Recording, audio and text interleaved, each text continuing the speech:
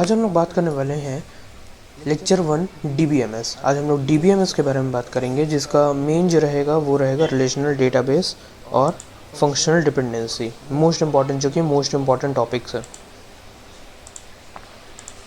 जो कि है रिलेशनल डेटाबेस और फंक्शनल डिपेंडेंसी, जो कि बहुत ही इंपॉर्टेंट टॉपिक है।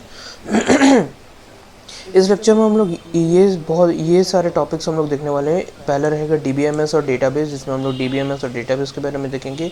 फिर डेटा मॉडल रहेगा कि क्या क्या अलग अलग डेटा मॉडल्स यूज़ होते हैं DBMS में। फिर रिलेशनल डेटाबेस को देखेंगे, क्योंकि वो सबसे मोस्ट कॉमन डेटा मॉडल होता है जिसको यूज़ करते हैं हम लोग DBMS में। फिर होता है FD फंक्शनल डिपेंडेंसी, ये मोस्ट इंपॉर्टेंट टॉपिक है। फिर उसका होता है की कॉन्सेप्ट, जिसमें हम लोग अलग अलग कीज़ के बारे में जानेंगे। उसके बाद हम लोग सुपर की के बारे में देखेंगे। उसके बाद फिर हम लोग प्रॉपर सबसेट को देखेंगे। उस मतलब जब सुपर की बनाते हैं तो उसको प्रॉपर हम लोग सबसेट कैसे कर सकते हैं। फिर मिनिमल सेट देखेंगे कि सुपर की का जो मिनिमल सेट होता है, मिनिमल सेट हम लोग कैसे निकालते हैं, और फिर वो मिनिमल सेट फिर हम उसको कैंडिडेट की क्यों बोलते हैं, उसके बारे में हम लोग देखेंगे। फिर हम लोग क्लोजर एट्रीब्यूट के बारे में देखेंगे, जिसके थ्रू हम लोग कैंडिडेट की को ईजिली हम लोग निकाल सकते हैं या फाइंड कर सकते हैं। उसके बाद हम लोग फिर नंबर ऑफ सुपर की, मतलब हम लोग सुपर की को कैलकुलेट करके देखेंगे। किसी भी रिलेशनल टेबल को के डेटा को दिए हुए में रहेगा। उसके बाद फिर हम लोग मेंबरशिप को टेस्ट करेंगे। फिर मेंबरशिप टेस्ट ऑन 2 रिलेशन, हम लोग फिर 2 रिलेशन का मेंबरशिप को टेस्ट करेंगे। और लास्ट में फिर हम लोग देखेंगे FD सेट ऑफ सब रिलेशन, यानी कि कोई सब रिलेशन दिया रहेगा, कोई रिलेशन का सब रिलेशन का हम लोग फिर FD सेट को हम लोग निकालेंगे। तो शुरू करते हैं हम लोग DBMS और डेटाबेस से। तो DBMS क्या होता है?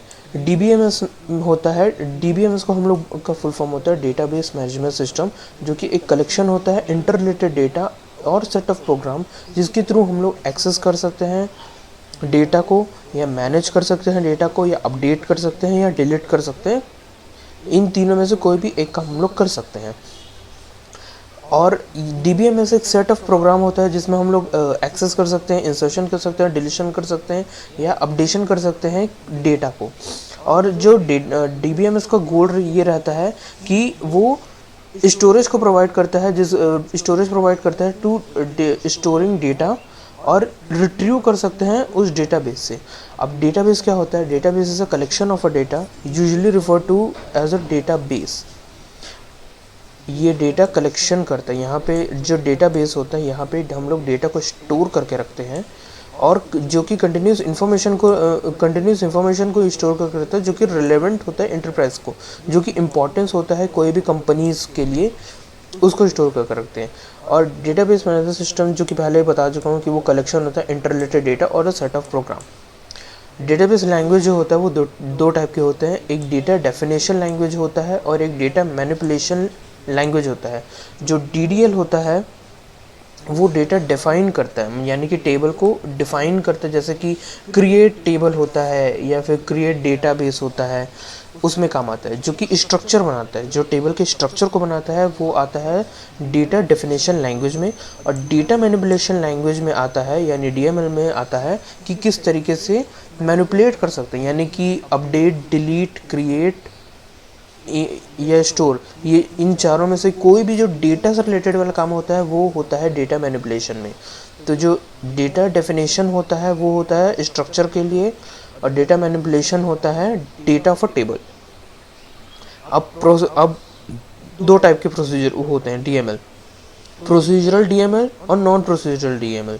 प्रोसीजरल DML जो होता है वो रिक्वायर होता है यूज़र स्पेसिफिकेशन होता है, और वो देखता है कि कौन से डेटा को यूज़ हो रहा है और वो किस तरीके से रिट्रीव हो रहा है। और नॉन प्रोसीजरल डेटा जो वो होता है, जो कि यूज़र को स्पेसिफाई करना होता है कि कौन सा डेटा को रिट्रीव करना है, लेकिन हम लोग ये नहीं बोलते हैं कि वो किस तरीके से वो रिट्रीव होता है। अब फॉर एग्जांपल अगर प्रोसीजरल DML में अगर हम लोग देखेंगे, तो जो प्रोसीजरल DML होता है वो मोस्टली हम लोग बोल सकते हैं कि कोई कोडिंग लैंग्वेज होता है। कोडिंग लैंग्वेज हम लोग को ये बताना होता है कि कौन से डेटा को लेकर आना है और किस तरीके से लेकर आना है, जिसके कारण हम लोग जैसे कि DSA यूज़ करते हैं, हम लोग अरे को यूज़ करते हैं, या फिर लिंक लिस्ट को यूज़ करते हैं। हम लोग ये बताते हैं कि किस तरीके से डेटा को रिट्रीव करना है। लेकिन नॉन प्रोसीजरल में क्या होता है कि हमको बस ये बताना होता है कि हमको कौन सा डेटा चाहिए, और जो सिस्टम होता है वो खुद ही वो रिट्रीव करके दे देता है। तो जो हमारा DBMS है वो नॉन प्रोसीजरल DML में आता है।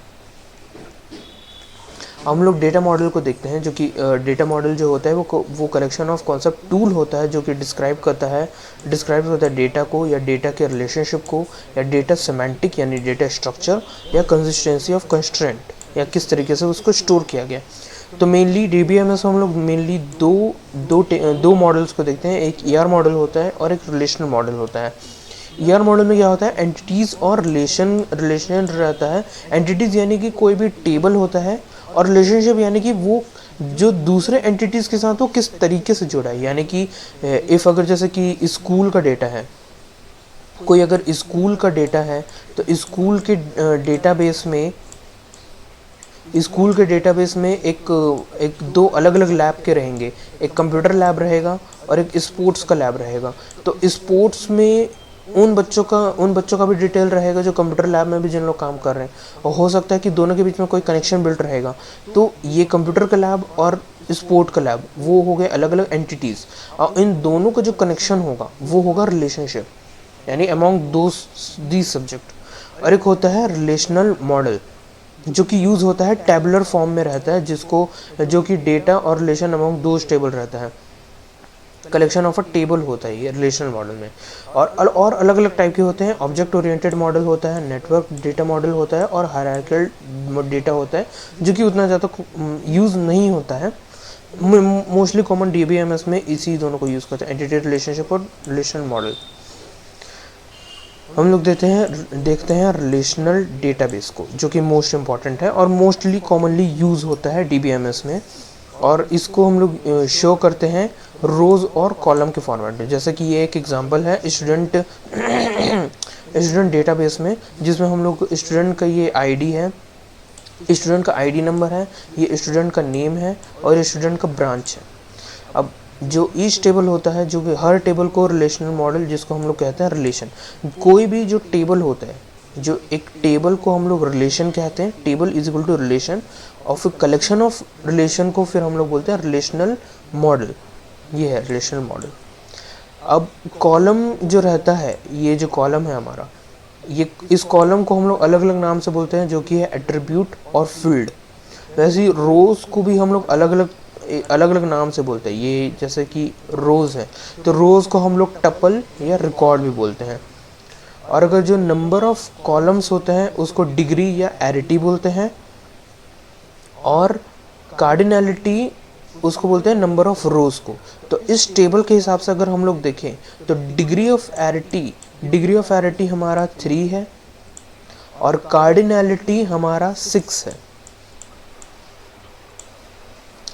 तो रिलेशन इंस्टेंस होता है tuple are present in the relation set of a record is called relational set of record called relational instance of a time. हाँ, जैसा कि ये रिलेशनल इंस्टेंस का मतलब ये होता है कि कोई भी टेबल जो दिया हुआ है, तो इसका मतलब ये नहीं होता है कि सिर्फ यही एक टेबल है। नहीं, हो सकता है कि इससे और भी बहुत सारा, और इसके नीचे और भी बहुत सारा रोज़ हो, लेकिन अभी फिलहाल के लिए हमको सिर्फ यही दिखा रहे हैं।